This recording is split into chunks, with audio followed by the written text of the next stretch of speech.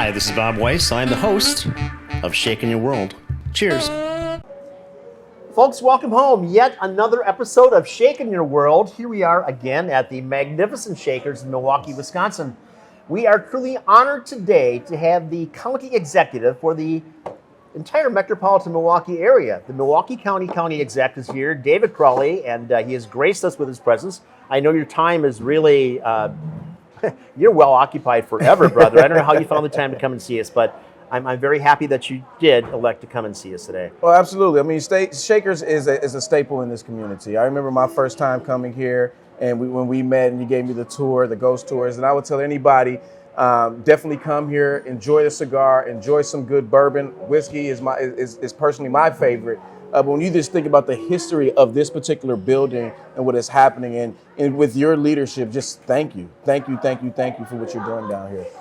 I can't say enough about my staff over 30 odd years, and of course my clients as well. We have really got something going on here, and we make it a point in every staff meeting to come out and say, you know, we are not better than Milwaukee. We're just different than Milwaukee, and I think it's that little spin that we put on things, and certainly the staff is all a little bit quirky here, but that really makes us into something even more special. Oh, absolutely. So without me, or rather without them, I would have nothing. So I mean, it's all about that. So 2020 has really been a difficult year for everybody. Yes. And I can't imagine what you go through on a daily basis trying to juggle these parts and make them all work and make sense of something. How do you do this? Support. I mean, you just mentioned it. I mean, you talk about your staff here who's been supporting you. It's the staff within Milwaukee County. When I got elected, I was sworn in on May 4th, 2020. Yep. And, you know, I would tell you that I had no clue what I was getting myself into when you think about the pandemic, when you think about the civil unrest that we're seeing across this country. There's just a lot of factors that goes along to being the first African-American to be elected to this seat. And so, you know, it's really about, you know, being grounded in this community, having an awesome amount of staff who are not only dedicated to the work that they're doing, but understand the mission and vision of Milwaukee County.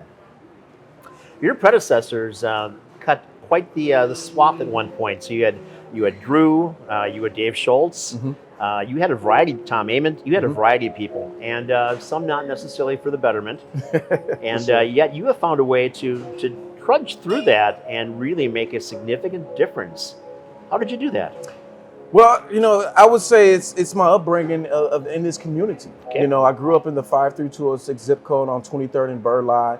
I utilized many Milwaukee County programs in order to survive. So when we wanted to go to the park and play, you know, we was right at our avenue where we had Moody Park, right? And we had Moody Pool there. That's where I learned how to swim.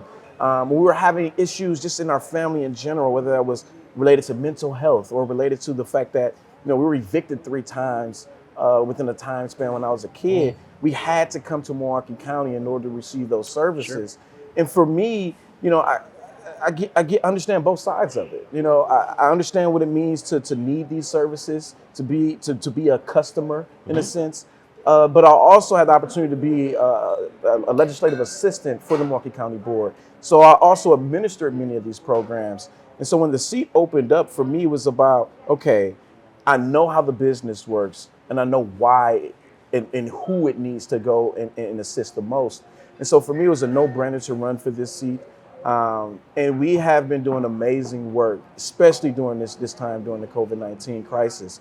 We have been able to divert people from being evicted. We have been able to divert people from losing their homes because they can't afford their mortgage payments. We are helping out small businesses right now, giving out grant dollars to help them if they want to open up, mm-hmm. but even if they want to stay closed to help mitigate this spread. You know, what resources do you need? And because not everybody has the opportunity to put in place a plan like you all have to say that, you know what, we can open up and we're going to keep everybody safe. Mm-hmm. And that's one thing I have to commend you all on what you're doing here at Shakers. But it's really my commitment and dedication to this community, because this community gave so much to me to be in a position to run for this seat. And this is my way of giving back. That is remarkable, because when I was a kid growing up, there was always the push that you're doing well, you should give something back. Mm-hmm. And you have an obligation. The better that you do, the more that you have to contribute, the more you have to assist in something. Mm-hmm. And it seems to me that was lost for many years. There's a whole decade plus that didn't take place. I think part of that is because we had these really phenomenal philanthropists in Milwaukee that really gave and gave and gave, the Bradleys, whomever else. And they died off, of course, and the next generation didn't have the same commitment. And the dynamic shifted here. And then you had firms like M&I Bank, Marshall Ilsley, they were acquired by BMO. That changed. Rockwell was acquired as well, or had acquired Allen Bradley. So the big mainstays weren't that prominent, right? And there wasn't that call to action taking place like there should have been, perhaps that process. Now, you and I have talked about this in the past. I think that education is one of the biggest problems that we have taking place today. And I think getting people to their prospective employment is another issue. Yes. And, I think that you can nullify many of the issues taking place if you have better educated people and you have better employed people. And then things kind of flow together. Things will then naturally work, right? And I think that we have to get back on track with that. And I admire much of what you're doing because you, in many ways, much more so than the mayor of the city of Milwaukee, have got greater responsibilities. It's not just the significant number of people that you address throughout the entire metropolitan area as opposed to the confines of the city, but you have so many multiple programs that are working progressively, working forward, as opposed to what seems to me as a longtime business owner, the log jam that you get caught up in Milwaukee, where it doesn't make sense, but things just have to stop at some point. And it takes a lot to free those gears and move. And yet my experience and the experience of my clients that have opportunity to interact with the things that the county provides in Milwaukee is that it's a much more seamless operation. Absolutely. And I think, again, that has to go back to you as the head of this big machine. You're the guy that's facilitating things and finding an answer. And I really admire what you've done because you are the guy that goes out on a limb to find an answer, to reach across that aisle, as it were, to do that. Why don't more politicians do that, man? Well, I'm lucky I had the opportunity to serve in the state legislature. Okay. And I got involved in politics from being a community organizer. People don't care what you know until they know how much you care. And you have to go out there and see, many politicians go out there and talk about, this is what I'm going to do, this is what we need, but nobody asks the question as far as, what do you want and what do you need for your family? And we have to figure out how people come to Milwaukee County and not see how they fit within our programs, fit within our resources. We need to treat each individual and each business as its own entity and wrap around our services. But we also have to understand that we have to change with the times. If things are going to change, if we're going to think about this 21st century economy, or how this economy looks post-COVID, we have to bring more people to the table. And I'll be the first to tell you that as a politician, I have to become a jack of all trades. Just like, women have to become a Jane of all trades when they get in these positions. But if you really want to talk to the professionals, it's the people who are doing it on an everyday basis. And it's how do we address their concerns, address their issues. Again, government doesn't know everything. And I'll be the first to say that. But we do have a job in facilitating who's at the table, making sure there's enough diverse voices, making sure you have enough experience there to be able to say, this is how it feels as a black woman, or this is how it feels as a white man. This is how it feels as a small business owner. So we can understand how we need to adapt within this particular time frame to help out as many people as possible. Well, government is set up to represent the people. Absolutely. Right? At least in this country. And certainly, again, your organization, this machine that you've got from Milwaukee County seems like that is the directive. That is the motion forward. And again, I don't want to, part of my nature, I don't want to bash the city per se, but it isn't doing that at all. Well, and I mean, that has to complicate what you do as well, because no person is an island that has this entire mandate. You have to work along with everybody. I mean, and that's what I was like. One Milwaukee County, 19 different municipalities, right? So you have 19 different areas throughout the county that has their own unique personality, their own unique needs and wants. And so, I can't say that this is what we're going to do and say this is a blanket statement for everybody. We need to understand each individual municipality as we make decisions. And I'll be the first to say that. Is it easy? Hell no. It is not easy. But when there's a will, there's a way. And when you think about how, again, we're going to bring more people to the table, diversify the voices, diversify the solutions to the problems, right? But also think about, okay, how do we just become better at the end of this, right? For those who don't know, the mission and vision of Milwaukee County is that we can achieve we can become the healthiest county by achieving racial equity.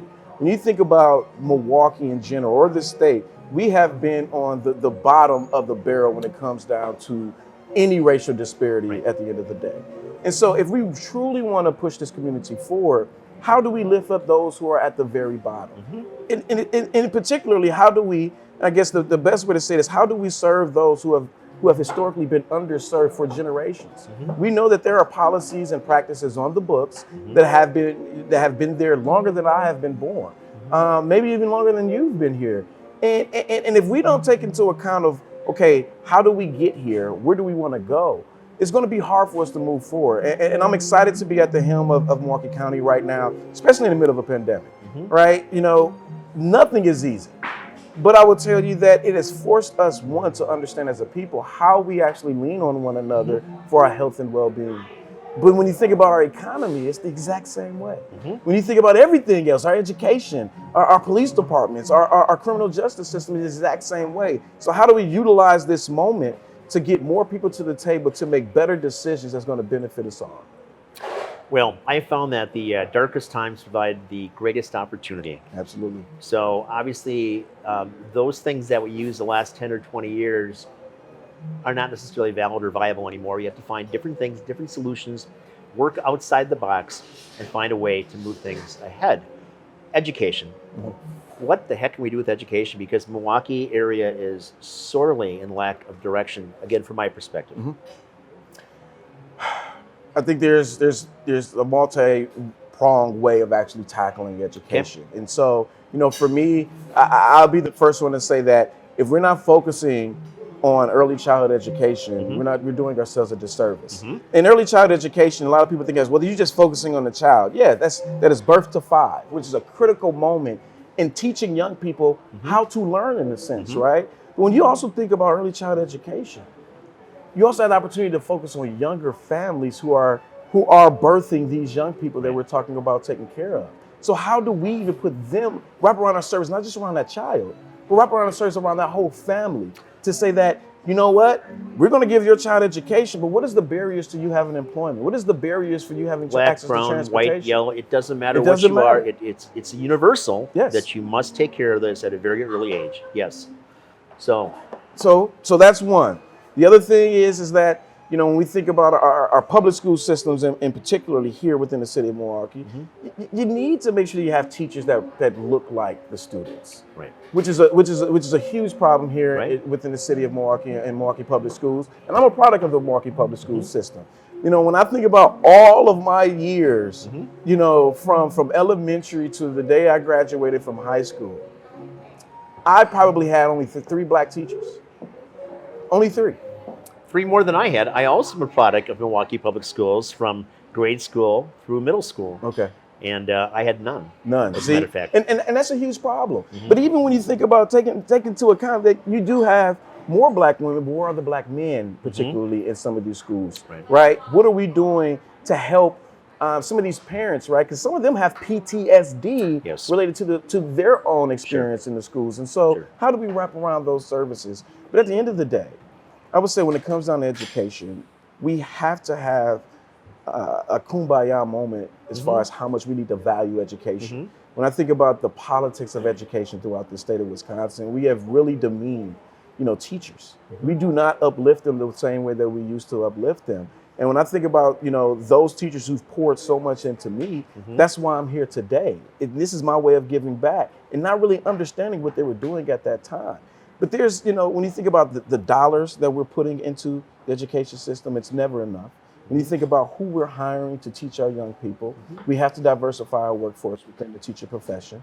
But we also need to make sure that we're instilling dignity back into that profession so we can turn out some of the best teachers possible here within the state of Wisconsin. I think you hit on something right there, because throughout my experience around the world, have somebody who is a teacher has significance. That is somebody that the other people in a village community look up to, because they're responsible for moving the next generation forward.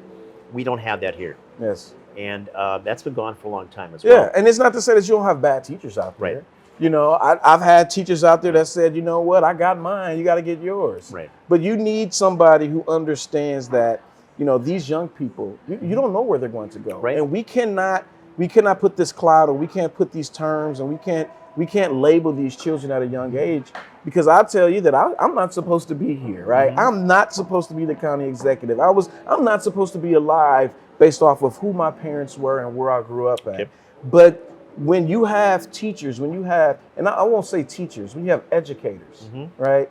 Because I think that everybody, particularly, no matter where you are in life, you are an educator to somebody, and it doesn't mean that you can't be a student either, because the student can be the teacher and the teacher can be the student. Oh, absolutely. And I think that once people understand that we all have a role to play in our education system, just in general, whether we're literally talking to a kid who's walking down the street and maybe cussing, to just say, hey, chill out, right? We all have some level of responsibility. And I think that right now there's this level of fear that has been instilled into society to say that, you don't have a role or in playing in somebody else's child's life, right? But in reality, we all do. We all do. We all do. We need that. It takes a village, they say, Yep. right? Now I will say that you need more than just a village, because if you have a poor village, you have a dumb village, or a village who don't care, then that's what you're going to Right. breed.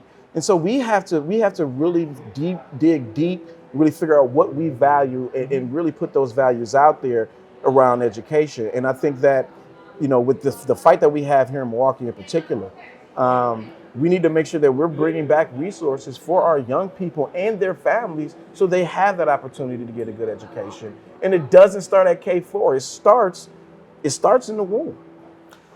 I concur with everything you said. And I'm going to look back and say there's something that your predecessor, Scott Walker, had done as a previous county exec, right? And then he moved from county exec, and of course he was our governor as well. And he went to great extent to debase a lot of unions, which set everything else in motion. And I think that was in hindsight, because everything is in hindsight, right? But that was a tremendous mistake, because you then took those unions that also moved forward those people that were learning how to be plumbers, electricians, carpenters, whatever the case might be in the trades, right? Very viable, very important, crucial jobs for us today. And that diminished along with those union positions in many situations. So there's this other void that takes place. It's not just traditional education for people going on to become architects, accountants, attorneys, whatever the case might be, but those people that would have been craftsmen that we need. So we have really debased ourselves, as we seem to do again and again and again in the last 20 years. And I'm not picking on Scott Walker for this particularly, because there's movements that take place in other places as well. But we have to find a way to get back into that and find a grassroots approach that really does drive this. But you also have to have parents and family members that are interested in your children getting educated. Right. And I think that's also a huge problem today. I mean, it's actually a huge problem. I tell people all the time, I'm union made. My dad is, a former master electrician who retired from Milwaukee County, to be honest. But when you think about the people who are building our buildings, who are building our roads, this is about quality. Oh, yes. And they take pride in their work. And when you think about the fact that we have not been able to find young people to fill these positions, we have to start asking ourselves, what are we going to do? And when you think about trades, right, because trades, it's much different, right? I remember when I applied for the electrical apprenticeship when I was 20 years old. And I applied, and they wanted my high school transcripts. And I didn't understand, well, why? I took my high school transcripts.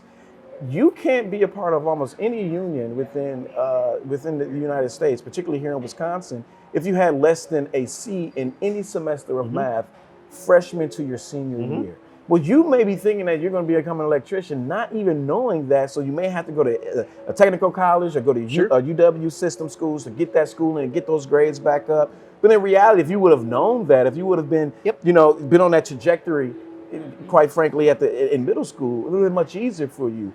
But we have to really talk about the value of education, because you are absolutely right. Even when you think about computer sciences to this day, Google at a point was hiring more high school young people than they were college grads, because they were looking at it like, well, in college, you taught to think within a box. You taught to think a particular way, versus in high school, there is no limit. Right. And so, education is something that we have to continue to value. And people may look at it as, well, I just need to get my high school degree, and that's good, especially if you can get into a trade. but it's really about how do you use this education. It's the process, of to, course. to better yourself, to better your family, better this Foundation for community. everything. Absolutely. Absolutely. So transportation, you've got to get people to jobs. Yes. So, I mean, throughout Waukesha County, there are help wanted signs everywhere and legitimate and really good jobs. People can't get there. Yeah. So people from the 53206 area don't have cars or transportation. There's no bus service. You got a solution for that? Well, we are constantly working on how we can expand the core of our transportation. Okay. So right now we are working on the bus rapid transit system to be able to expand from being able to be on East Wisconsin to go all the way up to Brookfield Square.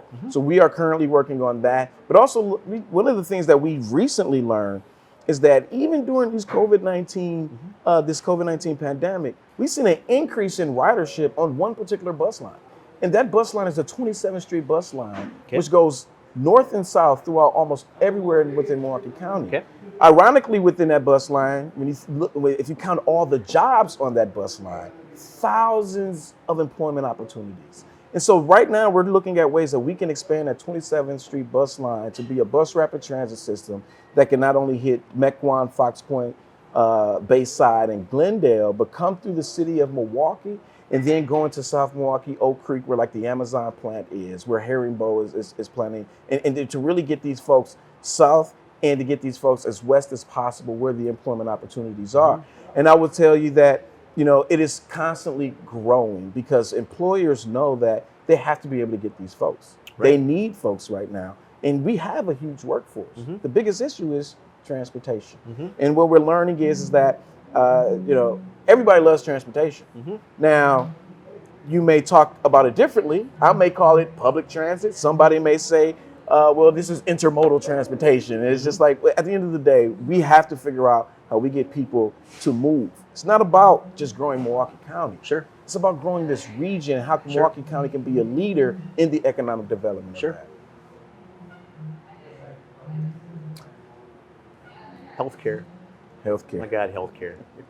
So if there's three things to juggle, I think those are the three things that you really have to focus on: education, transportation, and healthcare. Yes. What do you got going on? Well, I mean, right now when you think about healthcare in general, I mean, we're at a crossroads when you think about the pandemic in general. Milwaukee County has many different healthcare programs for our elderly, for our people with disabilities, but the biggest healthcare issue that we're facing, where we need to find ways to expand it, is related to mental health at this moment. And so we have our behavioral health division. We are currently contracting with a group called Universal Healthcare that's going to be building out some beds so we can focus on those who have acute mental health needs. But right now we are working with our healthcare systems, the city of Milwaukee, and some of our other local partners to figure out how can we build the capacity at a neighborhood level. We don't need to continuously institutionalize anybody because many of these individuals, once they receive the help they need, we can help them find employment, we can help them find housing, and they become a productive citizen here within Milwaukee County. And I know that because I have a very close family member, who had their own mental health crisis and for years struggled. And when I say struggled, it wasn't just their fault. It was also our fault as a family because of the stigma, because of how we responded, not understanding how to support.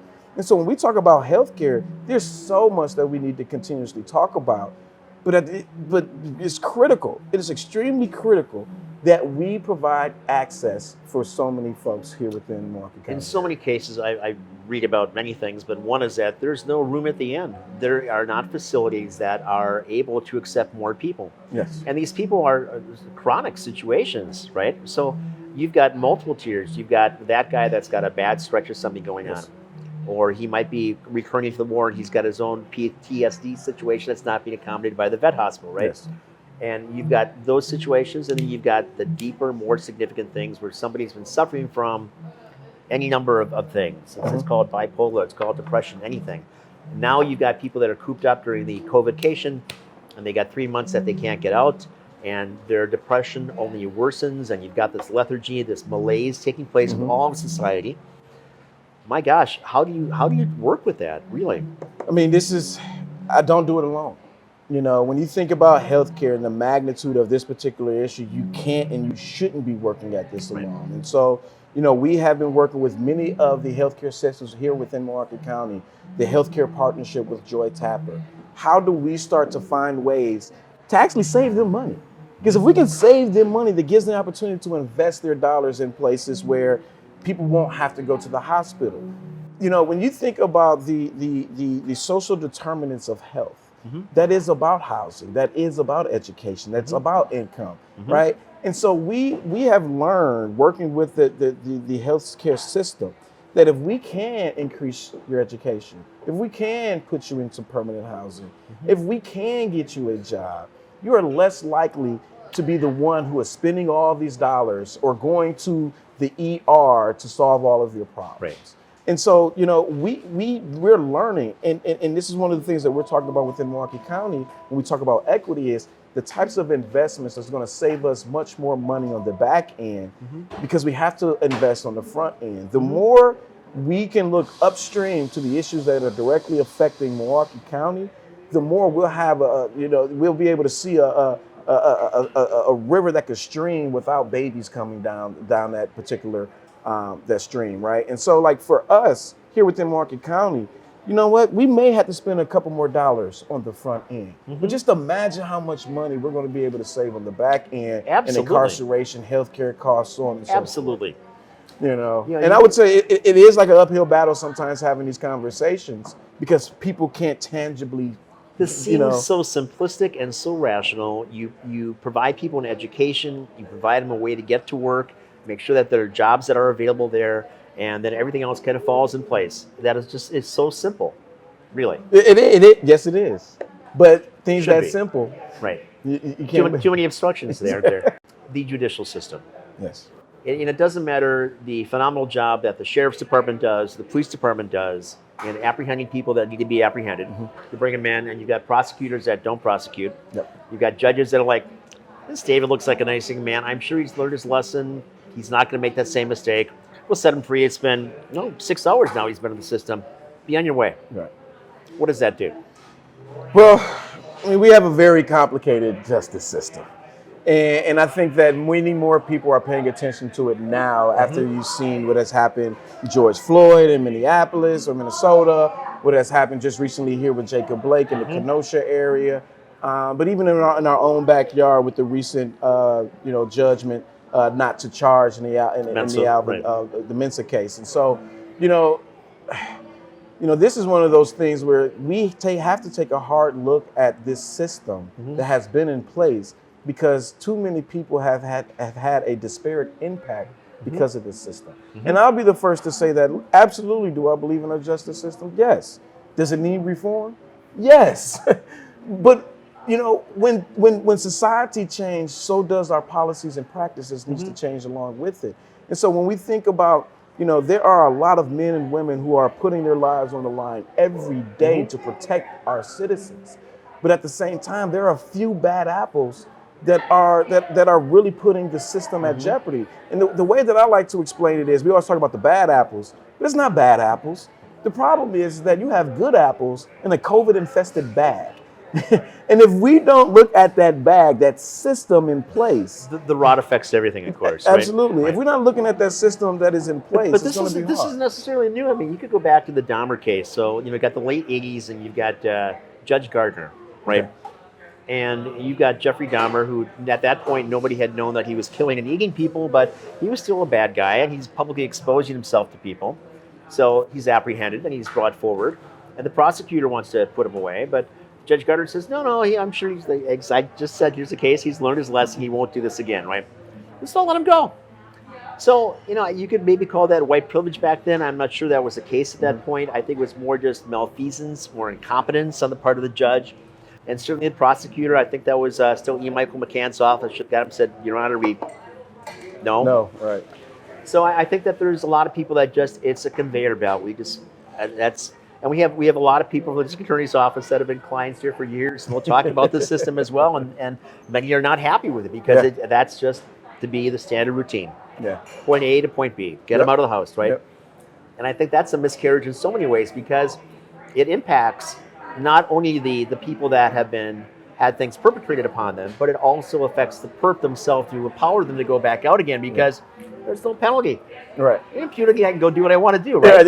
And then just the nature of things, often those crimes escalate, right? Yes. You don't start at the top with something, it's you work your gradually up. Right. And perhaps you got a drug issue as well, so you've gone way beyond. And personally, I don't think we should have legalized marijuana a long time ago because these petty offenses that have taken people and destroyed their lives and opportunity to get employment or education or anything else, that's terrible, right?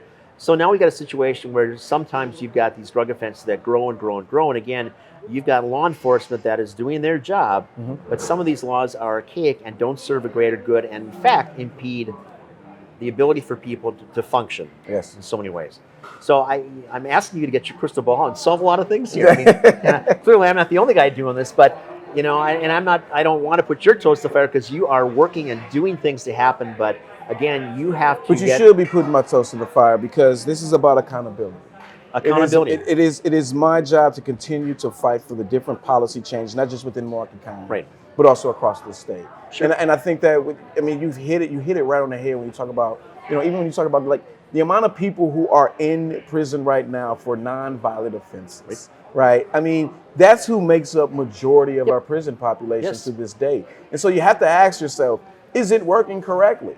Now, depending on who you ask, and you look at who's locked up, when you see, the many people of color, and here in Wisconsin, the black men and the rising rate of black women and women of color are going to prison. Yeah, it is absolutely working the way it was designed, because it doesn't look like it was designed to actually keep true criminals out. And that's where the reform has to come. Okay, so identify the problem.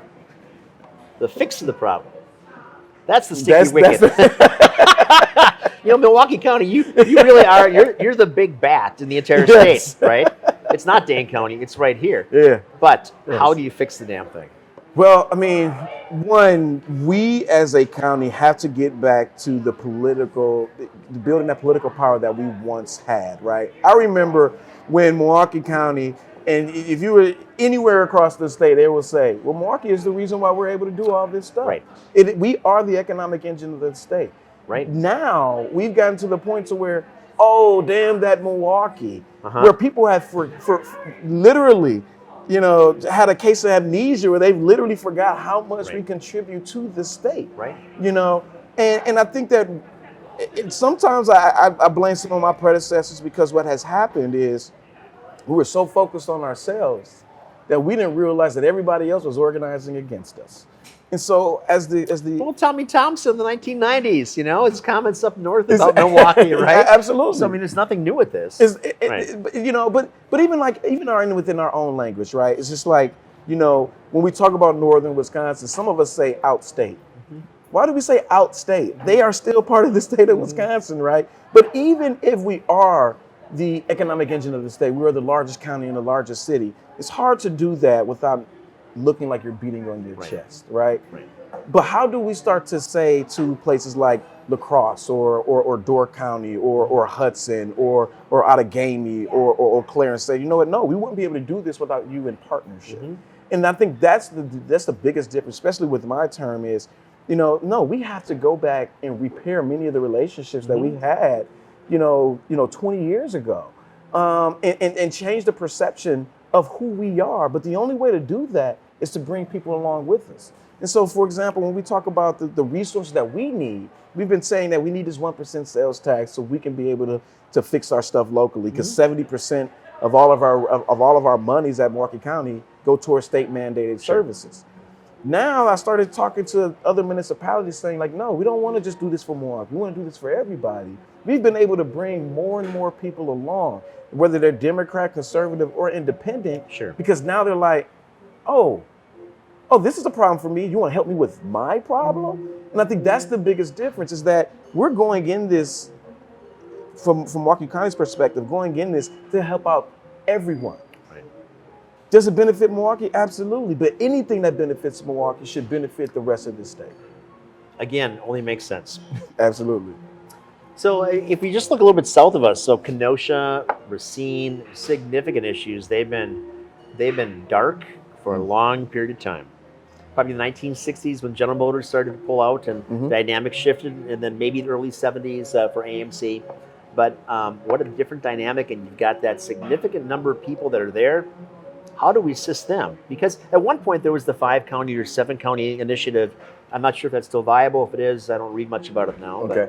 So we still have the we call it the Milwaukee 7. Okay. So you got the Kenosha, Racine, Milwaukee, Washington County, Ozaukee County, I think I said Waukesha, Washington, and I think sometimes we reach out and bring Sheboygan on board. Okay. So we do try to operate from that Milwaukee 7 perspective when we think about the region, right? Sure. I mean, even though, like, for example, when we talk about like Foxconn, which was a huge lightning rod politically, right? When I sat on that committee for us to approve Foxconn, the question that I would ask, because it was so transformative, is, well, where's the regional transportation, right? If we're going to help out Foxconn, what are we doing for all the other manufacturing jobs where, some of those employees are going to leave to go to this particular employment opportunity? What are we doing to make sure that this is a good region?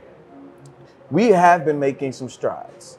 It does feel like we're ice skating uphill sometimes, but we are making some strides. We've been building relationships with Waukesha, Ozaukee, and Washington when we think about that, particularly that 4-county region related to transportation. We've been we've been working with Racine County as well as Kenosha County. When you think about Kenosha County and everything that they've been seeing with the civil unrest, they've had to lean on some of our best practices of how we had to deal with that.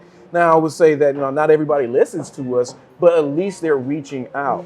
And I think the biggest difference is I come from the state legislature, so I dealt with partisan politics to the core when you think about the assembly. But what many of my Democratic colleagues would say about me, as well as many of my Republican colleagues, was he's willing to talk and find solutions with anyone and everyone. And so for me, we can always talk about where we disagree. You can sit there and you can talk to me about all my crime, right, all about the education system, right, all about this, right? But the question that you also have to ask yourself, once you start pointing the finger, you got 3 fingers pointing back at yourself. What are you doing to assist in moving this whole community forward? Because, I'm responsible for Milwaukee County, but we're all responsible for this region. Right. And so you have to make sure that when we continue to have these conversations about moving communities forward, that you also help people understand that the ball is also in your lap. We are playing a football game. I would suggest that one of the biggest improvements that we can make was to find a way to instill term limits. I'm a dinosaur myself, but I think that for the most part in public office, many of these dinosaurs that are there shouldn't be there anymore. They're not viable. And I'm going to point that finger at Mayor Barrett. And there's a variety of other people, but John Chisholm as well as district attorney. I think you need to get young energy, young ideas, and get people that are going to grasp the realities of today, because life is transformative. It continues to change, and if you don't change with it, you die. And we are in this abyss right now, and we easily can be pushed over the top, and there's no coming back from that. Now, I have been on the side of getting the baton passed to me, and I also been on the side of trying to snatch the baton when I felt that it was needed. And we always have this conversation about term limits, and I have self-imposed term limits. Because I believe that, everything isn't for me to make that change. It's not, there are so many other leaders, but also when you're in a leadership position, your job is to figure out how you invest in the next generation. And if we can't invest in the next generation, then as a leader, what am I doing? Well, you're impotent. Right. Yeah, but not everybody has that. And I think that, and I would argue that, term limits, when we think about term limits, it depends. So I have my self-imposed term limits, but I also had the opportunity to serve with people in the state legislature where it took them 15 years to get a piece of legislation passed that they have been working on, for 20, 25 years. When I think about, people like Fred Wisser, who has served in the legislature for over 50-something years and is 92 years old and is finally retiring. Many of us was looking at him like, what is taking you so long? But at the same time, I wouldn't have understood the institution or had the wisdom passed down to me if I didn't have the opportunity to serve with the Fred Whistler. And so when we think about term limits, I would say that some people need to move around, but my favorite saying is, not every role is for everybody, but there's always a role for somebody. And even though you may not be the elected official, it doesn't mean that you aren't the most powerful person, especially if you have influence over those who are making decisions. Right. There's plenty of impact to be made by many people. Oh, yeah. Absolutely. Park system, you got a beautiful park system going on here. Beautiful. Crown jewel. It is. It is. Over 155 parks. I think we have about 9 different golf courses. We have disc golf as well. It's one of the hidden amenities that we have. But it's also one of our largest departments that doesn't have any dedicated funding. Right. And when I think about our parks department, everybody here within Milwaukee County has a favorite park. Whether that's in your neighborhood or somewhere you may go, you have your favorite park. Sure. And we want to continue to invest in our public infrastructure because this is what made us who we are as a county. Right. Having a nationally recognized park system where people can go work, go play, go eat, because you got places, we got beer gardens. Sure. We're now on the verge of talking about doing some things related to food trucks within the park systems so people can understand how much they can enjoy it. But our biggest challenge has been funding our park system. Sure. And so we've actually launched a new campaign called Love Your Parks. Yep. And so we've partnered with Stone Creek Coffee. So we have a coffee out that we've partnered with, to where every bag that you buy, $2 goes to the Milwaukee Parks Foundation. Just this morning, we made an announcement with Purple Door, because now we have a trail mix ice cream that's going to benefit Milwaukee County. So if you like your ice cream, go to Purple Door. It is a malted fine product, by the way. Yes, it is a malted vanilla ice cream with chocolate-covered pretzels and golden raisins and peanuts. Who doesn't want that? It's great. But, even if you don't like ice cream, give to the Parks Foundation. Well, a world-class zoo as well. Yes, we have a awesome zoo. We actually have one of the very few zoos in the Midwest that actually have elephants. The next closest place that you can go is St. Louis in order to see an elephant in a Midwest zoo. And we have been doing phenomenal. We've been able to continue to stay open during these. We were closed in the beginning, but we've been able to open during this COVID-19 crisis to allow families to be able to come in and still enjoy themselves being outdoors and still be an educational opportunity for our young people. So we have that. We have a oak leaf trail. Our oak leaf trail is miles upon miles upon miles long. So anywhere, you literally could probably walk around the whole county just on our oak leaf trail alone. And so when I think about our parks department, it is a crown jewel. And even when you think about our Bradford Beach, it is one of the best beaches when you look at it in the country. Absolutely. And we recently partnered up with the Ability Center, so we now have the most accessible beach in America. So if you are if you are quadriplegic and you can't operate your legs or anything like that, you can come to Bradford Beach, get you a beach wheelchair so you can actually enjoy the sand. And if you can swim still, you can actually still go out to swim. Remarkable. Yeah. That's good to hear, because people always think, as we kind of indicated, played around with the dark side of everything, how bad things are. But there's so much going on here. There's so much vibrancy. And again, I can't suggest enough, that just creates more opportunity for wonderful things to take place, because the foundation's been here for... Oh, absolutely. Well, the city goes back to 1846, the state to 1848, and I'm remiss to know when Milwaukee County was formed, but it's probably about the same time. I believe so, but don't quote me on that. Fair enough. So how's the Sheriff's Department doing? Sheriff's Department is doing well. We have, there's been a lot of calls related to divest, defund, or reallocate from the Sheriff's Department. But I have to tell you that, we probably have one of the best sheriffs that we've had in a very long time, in Sheriff Ernell Lucas. And so when it came down to this particular budget, we were able to work directly with the Sheriff's Office on what we needed to see and do within Milwaukee County. People forget that our sheriff, this isn't traditional policing. Right. We're talking about folks who have to patrol our highways, because Right. Milwaukee County has the only sheriff's office that is responsible for our highways. We need to make sure that the bailiffs are in there with the in the Right. courtrooms with our judges. Sure. But also when summons are being made. And so Right. this is not the same traditional policing. Right. But I would say that we have a sheriff's office. Because I want to say not just him, but his command staff understands the importance of working together as one county. And I couldn't have a better partner at the sheriff's office, to be honest with you. Good to hear. Good man, Lucas. Good. Yeah. All right. Well, where do you want to go from here? Well, I want to continue to drink this good bourbon that we're drinking, but We've when got more, by the way. So. But honestly, I mean, for me, it's about making an impact for the majority of the people here within Milwaukee County. Everybody's asking, it always says to me, David, you picked a hell of a time to run for office. But I like to believe that these times chose me. This is about true leadership and genuine leaders. Sure. Who's going to tell the people what is happening, being honest and as transparent as possible, but also what we all need to do in order to get through this pandemic. But also being on the best path as a community to move forward. And so, for me right now, my job is to make sure that this community is as healthy as possible until we get over this pandemic. Once we are over this pandemic, what does the new economy look like? And how do we make sure that, again, Milwaukee County is leading this whole region related to that?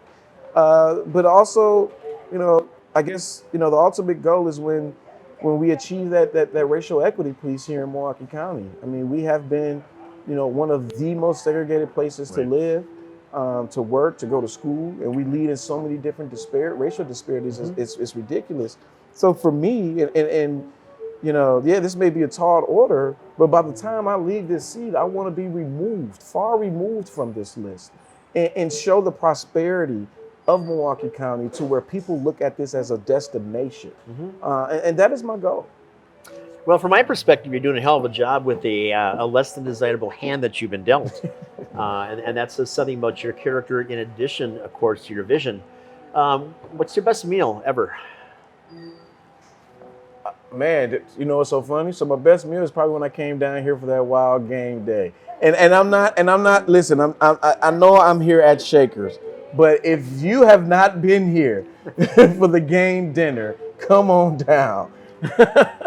Okay, well, thank you. It's very gracious. But how about your other best meal? Well, then I have to, my wife has probably the best chicken marsala that I've ever had. My wife. Really? Yeah, she loves. We should bring her in for a little cook-off thing one day. I'll be happy to. She may take you up on that. Perfect. She may take you up on that. Cool. But chicken marsala, yeah. My wife is a huge pasta fan. Loves Italian food. Okay. But anywhere we go, she always tries somebody's chicken marsala to see if it's better than hers. Nice. Very nice. Yeah. So aside from bourbon, what do you drink? Whiskey. Okay. Whiskey. I am just a whiskey and bourbon, or and scotch. That's all I need, and a good cigar. That's all anybody needs. Perfect. Favorite cigar? Monte Cristo. Monte Cristo. Cool.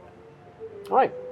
Well, this has been an absolute delight having you in. I thank you for your time, and maybe sometime in the future, once we're past the COVID situation, we can sit down again and see how things have moved along.